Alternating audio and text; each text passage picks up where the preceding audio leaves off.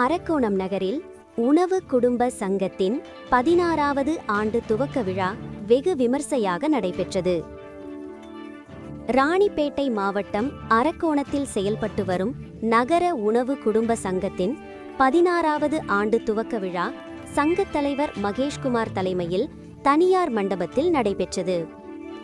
இந்த நிகழ்ச்சியில் சங்கச் செயலாளர் பார்த்திபன் முன்னிலையில் பொருளாளர் சரவணன் வருகை தந்த அனைவரையும் வரவேற்றார்.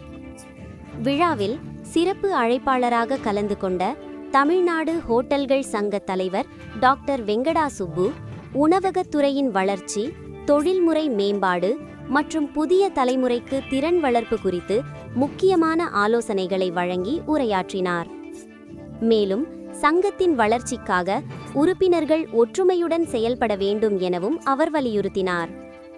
இந்த நிகழ்ச்சியில் மாவட்ட மற்றும் மாநில அளவிலான நிர்வாகிகள், சங்க உறுப்பினர்கள் உள்ளிட்ட பலர் கலந்து கொண்டு விழாவை சிறப்பித்தனர்.